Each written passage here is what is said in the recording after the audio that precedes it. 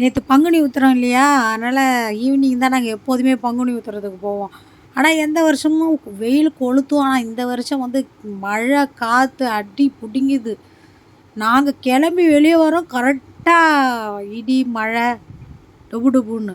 சரிவா பக்கத்தில் இருக்க கோயிலுக்காவது போகலான்னு சொல்லிட்டு இங்கே வந்தோம் சிவன் கோயிலுக்கு. இப்போ சிவன் கோயிலுக்கு போய்ட்டு முன்னாடி நேராக முருகர் கோயிலை போய் பார்த்தியா அங்கெல்லாம் ஒன்றுமே கூட்டம் இல்லாமல் இருக்குது. ஆனால் இங்கேருந்து ஒரு 2-3 கிலோமீட்டர் தள்ளி கொளஞ்சியப்பர் கோயிலுக்கு போனால் செம ஃபேமஸாக இருக்கும். ஃபுல்லாக பங்குனி உத்திரனாலே அதுதான். அவ்வளோ தூரம் வரைக்கும் சாப்பாடு. இந்த கோயிலில் எனக்கு வேணாம், எனக்கு கொஞ்சம் மழை நின்ன மாதிரி இருக்குது, மழை இல்லாத மாதிரி இருக்குது. ஆனால் நிறைய மழையான மழை இடி இடிச்சிட்டு லைட்டாக தூரல் போட்டுச்சு. மானெல்லாம் கறிக்கு போய், ஆனால் மழை வரல.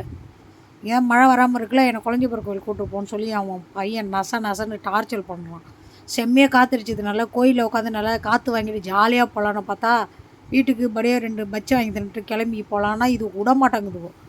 இங்கே எதுக்கு கூப்பிட்டு வர, கொளஞ்சியப்பர் கோயில் இல்லையான்னு.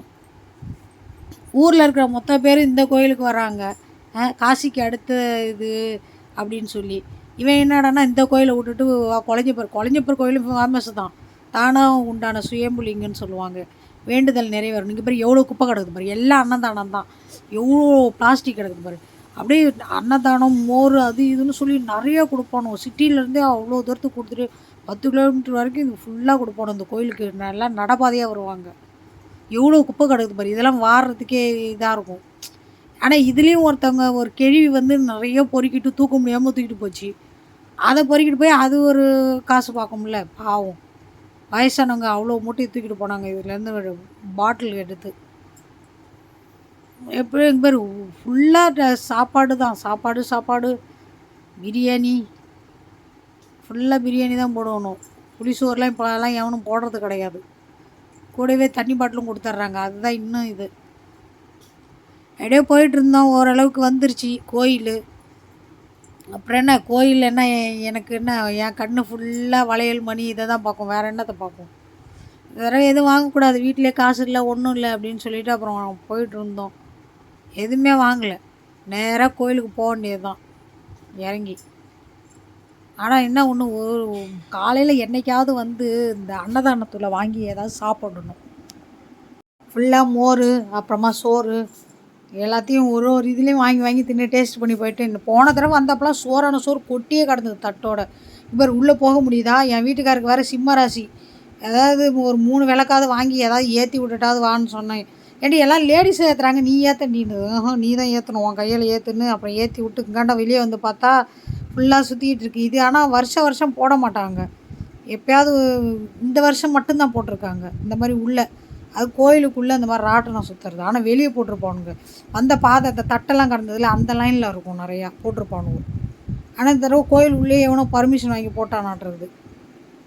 இது பாரு என் பொண்ணு இருக்குது பாரு, இந்த தலையில் மாட்டுறது வேணும் அப்படின்னு கேட்டுது பாரு, இந்த பாட்டி மாட்டியிருக்குது பாரு. இது 100 ரூபாயாம் ஒன்று மாட்டி, ஏதாவது சாக்கு கீக்கு மண்டையில் அடிச்சிட போதுறீன்னு. சரி வேணான்னு எடுத்து கொடுத்து பயந்துருச்சு. 2வது பாரு இது நீட்டாக இருக்குது பாரு, இதுவும் 100 ரூபாயாம். இது வாங்கி இப்படி ஒரு அடிக்கணுமா, கலராக வருமா கத்தி மாதிரி. இதெல்லாம் ஒரு விளாட்டு பொருள் 100 ரூபா தெண்ட கருமாந்திரம். என் பையன் உன் பொண்ணுக்கு மட்டும் தானே வாங்கி கொடுத்தேன், அவளை சமாதானப்படுத்த முடியாது, ஆனால் இவனை சமாதானப்படுத்திடலாம். உன் பொண்ணு மட்டும் வாங்கி கொடுக்குற, அவன் தான் உனக்கு பாசம், நான்லாம் இல்லைன்னுட்டே புலம்பிட்டோம் தான்.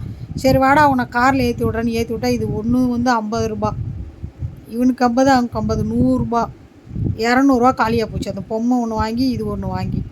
இந்த அம்மாவை பாரு, மோட்ரு ஏதாவது போட்டு விட்டா ஓடும். ஆனால் இந்த அம்மா பாவம் காலையிலேருந்து நைட்டு வரைக்கும் மாங்கன்னு கையாலே தள்ளுதாட்டுருக்குது. பாவம் கஷ்டத்தில் தானே சம்பாதிக்கிறாங்க, என்ன பண்ணுறது. என்றைக்காவது ஒரு நாளைக்கு தான். எவ்வளோக்கு கஷ்டமாக இருக்கும் தெரியுமா, தள்ளுன்னு தள்ளுறது.